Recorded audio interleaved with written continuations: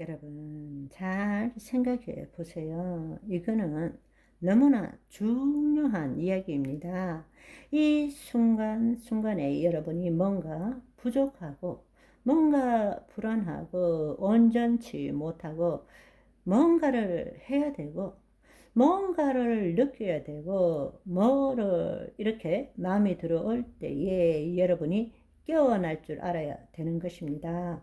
바로 아무것도 하지 않는 것처럼 여기지는 지금 이 순간 여기가 하나님이 나를 통치하시는 순간이라는 것을 처음 알 줄 알아야 됩니다. 아멘. 이것이 얼마나 소중한지 몰라요. 그런데 우리는 늘 지금 이 순간 여기를 가만히 있들 못해요. 가만히 있으면 불안해요. 뭔가를 해야 될 것 같아요. 그렇지 않으면 내가 뒤처지고 내 존재가 인정받지 못한다고 그렇게 느끼는 거예요. 그게 바로 마귀의 공격이고 계략이라는 것을 알아야 되는 것입니다. 바로 그 순간을 누릴 줄 알아야 돼요. 그 순간에 말할 수 없는 하나님의 사랑이 느껴져야 됩니다. 아무것도 안 하는 거짓자로 볼 때는 아무것도 안 하는 순간이지만 그때에 여러분의 혼이 하나님의 영 안에 있고 하나님이 여러분을 통치하실 때 여러분이 그때 느끼는 희열, 평강, 이걸 느낀다면 여러분이 그걸 느끼는 것뿐만 아니라 하나님이 그제서 이 세상의 통치권을 나타낼 수 있는 교두보를 마련한 것이라는 것입니다. 하나님이 왜 역사가 안 나타나느냐? 내 생각, 내 감정으로 붙들고 있기 때문에 하나님이 이 땅에 우리를 통해서 나타나시는 것입니다. 이 땅을 다스릴 권세는 천사에게 준 적이 없어요.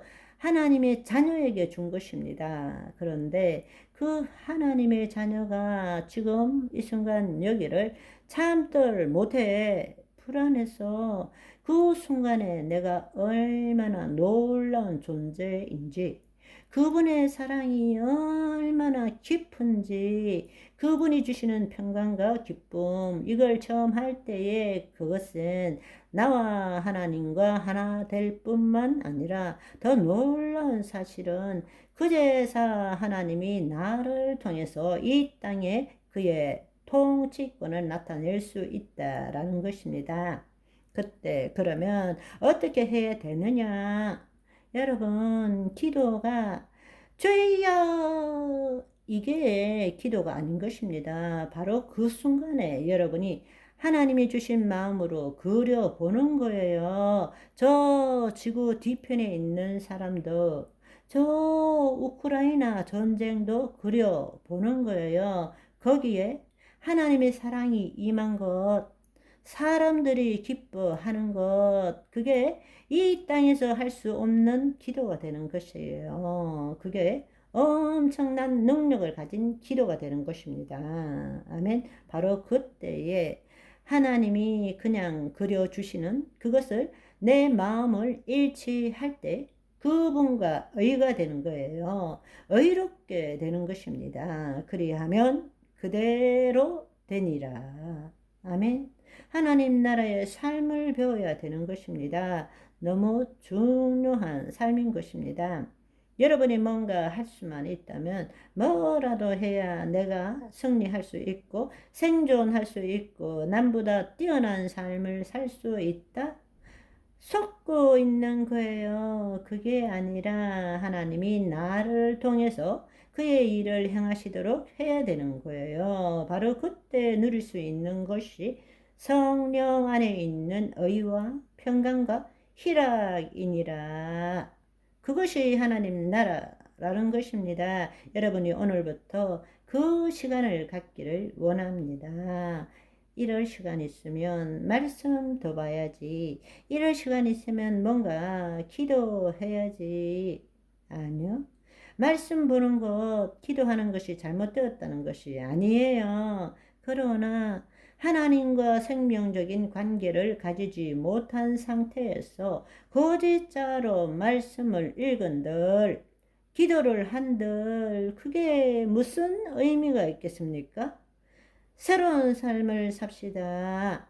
그러면 지금 이 순간 여기의 삶을 산다면 계획도 하지 말고 그냥 일도 열심히 하지 말고 그런 뜻으로 살아라. 그렇게 말하는 것입니까? 아니에요. 여러분, 중요한 사실은 자신의 결핍과 필요를 위한 미래를 만들지 말라는 거예요. 우리는 하나님의 뜻을 이루기 위한 미래를 만들 줄 알아야 됩니다. 내가 그 상태 안에 갈 때에 하나님은 나에게 계획하신 일을 나를 통해서 이루시기를 원하세요. 그게 없을 때는 어떻게 하는가? 내가 먹고 살 것을 위하여 살아야 되는 거예요. 그렇지만 그게 없어질 때 그때부터 하나님께서 나를 통해서 이루실 그 계획을 나를 통해서 알게 하시고 그 데스티니로 나를 이끌어 가시는 것입니다.